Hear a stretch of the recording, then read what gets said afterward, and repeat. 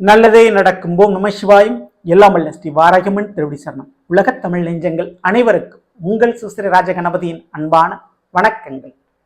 இன்றைய பதிவில் கன்னிராசியில் பிறந்த நண்பர்களே, உத்தராயண காலகட்டம் முடிந்து தட்சிணாயன காலகட்டம் ஆரம்பித்து விட்டது. அதாவது ஆடி முதல் மார்கழி வரை தட்சிணாயன காலகட்டம். ஸோ இந்த ஒரு காலகட்டத்தில் சூரியன் கடக ராசியிலிருந்து தனுசு ராசி வரை பிரவேசிப்பார். இந்த ஒரு காலகட்டம் மிகப்பெரிய பொன்னான ஒரு காலகட்டம்.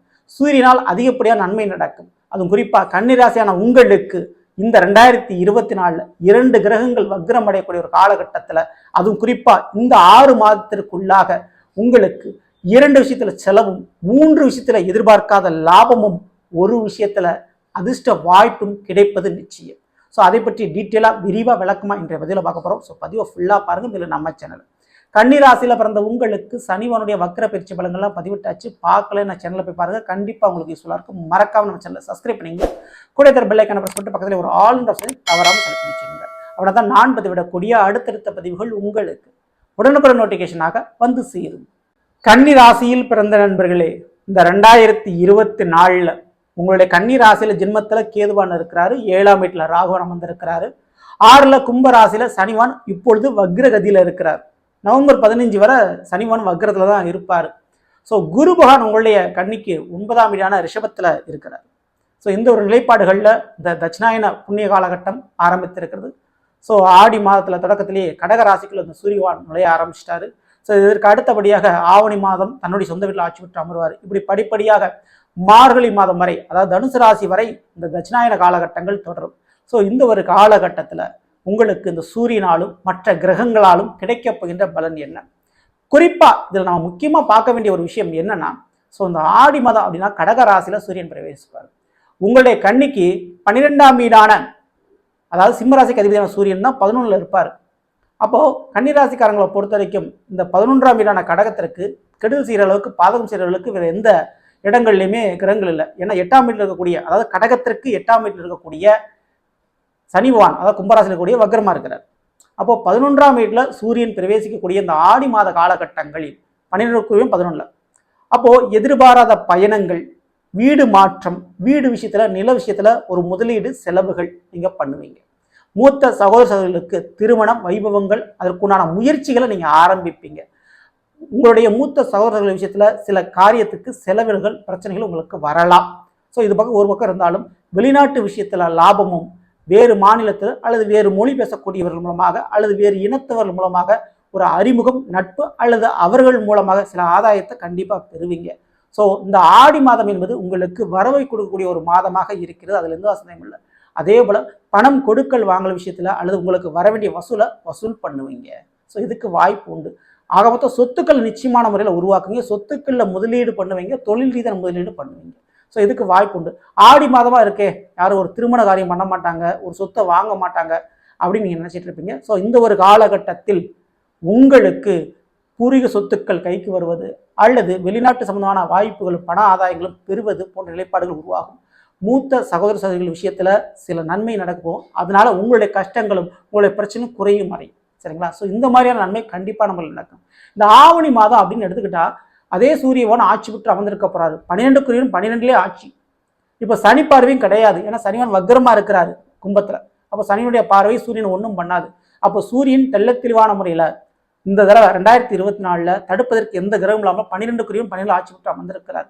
அப்போ கண்டிப்பா கிரக பிரவேசம், வீடு கட்டுவது, வீடு மாற்றம் செய்வது போன்ற சுபகாரியம் நடக்கும். கன்னிராசியில் பிறந்த பெண்களுக்கு மாமியார் வீட்டுக்கு செல்லக்கூடிய திருமண பாக்கியங்கள் கண்டிப்பா கிடைக்கும். எதிர்பாராத பயணங்கள் கண்டிப்பா உண்டு. அது எந்த சந்தேகம் இல்லை. இது ஒரு பக்கம் இருந்தாலும் விரயம் என்பது கொஞ்சம் அதிகம்தான் இந்த ஆவணி மாதத்தில். அதனால செலவை இறுக்கி பிடிக்கிறது ரொம்ப ரொம்ப நல்லது இந்த ஆவணி மாதத்துல. ஸோ இந்த ஆவணி மாதம் அப்படின்றது உங்களுக்கு ஒரு வகையில செலவை நிச்சயமான முறையில் கொடுக்கும். ஸோ இந்த ஆவணி மாதம் கொஞ்சம் நீங்க கவனத்தோடு பணச்செலவை இறுக்கி பிடிக்கிறது ரொம்ப ரொம்ப நல்லது. தேவையில்லாத பயணங்களை தவிர்ப்பது உங்களுக்கு நல்லது. ஸோ இது எல்லாத்தையும் தாண்டி ஒரு நன்மை நடக்கும் இந்த ஆவணி மாதம் அப்படின்னா, அரசு வழிகளில் உங்களுக்கு இருந்த பிரச்சனையும் குறையும். அரசு வழிகளிலிருந்து நீங்க எதிர்பார்த்த ஒரு லோனு அல்லது வேலை போன்ற விஷயத்திற்குண்டான வாய்ப்புகள் அதிகம் உண்டு. ஸோ இதற்கு அடுத்து இந்த புரட்டாசி மாதம் அப்படின்னு நம்ம எடுத்துக்கும் பொழுது, அதே சூரியன் உங்களுடைய ஜென்மத்தில் கன்னி ராசியில் வந்து அமர்றாரு. ஆனால் அங்கே கேது பாடம் இருக்கிறாரு. ஸோ கேதுவோடு சூரியன் நினைவு அப்படின்றது உடல் ரீதியான சில பிரச்சனை உருவாக்கி கொடுக்கும். ஸோ குழப்பங்களை ஏற்படுத்தி கொடுக்கும். அதில் கூடுதல் கவனத்தோடையும் அக்கறையோடும் நீங்கள் இருந்து கொள்வது அவசியம்.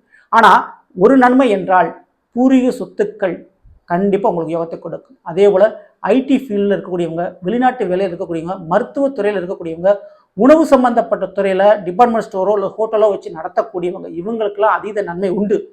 மேலும் தந்தை வழி சொத்துக்கள் கிடைப்பதற்கும் அரசு வழியில் ஆதாயம் பெறுவதற்கும் இந்த புரட்டாசி மாதம் உங்களுக்கு சாதகமாக இருக்கும். ஆனால் என்னதான் இருந்தாலும் உடல் ரீதியான சில விரைய செலவுகளை கொடுக்கும் இந்த புரட்டாசி மாதம். ஸோ இந்த ஆவணி மாதமும் இந்த புரட்டாசி மாதம், இந்த 2 மாதமுமே உங்களுக்கு கொஞ்சம் செலவை கொடுக்கக்கூடிய ஒரு மாதமாக இருக்குது. ஸோ இதற்கு அடுத்தபடியாக பார்த்தீங்கன்னா ஐப்பசி மாதம். இந்த ஐப்பசி மாதத்தில் சூரியன் நீசம் அடைஞ்சிருவார் டோட்டலாக. ஸோ கண்டிப்பாக அந்த ஐப்பசி மாதம் உங்களுக்கு மிகப்பெரிய நன்மை உண்டு. செலவு குறையும், கடன் அடைபடும், கண்டிப்பாக தேவையில்லாத பயணங்கள் இருக்காது, மாமியார் வீட்டு வழியில் இருக்கக்கூடிய பிரச்சனை நிச்சயம் தீரும். அதே போல் வாழ்க்கை துணை வழியின் மூலமாக சொத்துக்கள் கிடைக்கக்கூடியதுக்கும் அல்லது உங்களுடைய வாழ்க்கை துணைக்கு சரியான ஒரு வேலை தொழில் அமைறதுக்கும் வாய்ப்பு இங்கே ஏராளம். ஸோ இந்த விதத்தில் ஐப்பசி மாதம் உங்களுக்கு பெரிய ஒரு அதிர்ஷ்டமும் பெரிய ஒரு லாபமும் நிச்சயம் உண்டு. ஸோ அந்த விதத்தில் வரவும் லாபமும் ஏராளம் இந்த ஐப்பசி மாதம். ஸோ ஐப்பசி மாதம், இந்த ஆடி மாதம், இந்த 2 மாதம் மிகுந்த நன்மையை கொடுக்கும். அதே போல் அதற்கு அடுத்து வரக்கூடிய கார்த்திகை மாதம். இந்த கார்த்திகை மாதத்திலும் சூரியன் விருச்சிக ராசியில் பிரவேசிப்பார். ஆனால் சனி பார்வை அப்பொழுது கிடைக்க போகுது இந்த சூரியனுக்கு. ஆமாங்க, ஏன்னா அப்போ கார்த்திகை மாதம் அவர் கண்டிப்பாக சனிவன் வக்ர நிவர்த்தி அடைஞ்சிருவார். ஸோ ஆனால் குருபகவான் வக்ரமாக இருப்பார். ஓகேங்களா, குரு பகவான் உங்களுக்கு இந்த புரட்டாசி மாதமே வக்ரம் அடைஞ்சிடுறாரு. அப்போ குரு பார்வை விருச்சிக ராசிக்கு பெரிதளவு நன்மை செய்யாது, ஆனால் சனி பார்வை கிடைக்கும். அந்த நேரத்தில் சூரியன் போய் மாட்டிக்குவார். ஸோ 12க்குரியவன் சூரியனுக்கு சனி பார்வை கிடைப்பது உங்களுக்கு நல்லதா கன்னிராசிக்காரங்களுக்கு.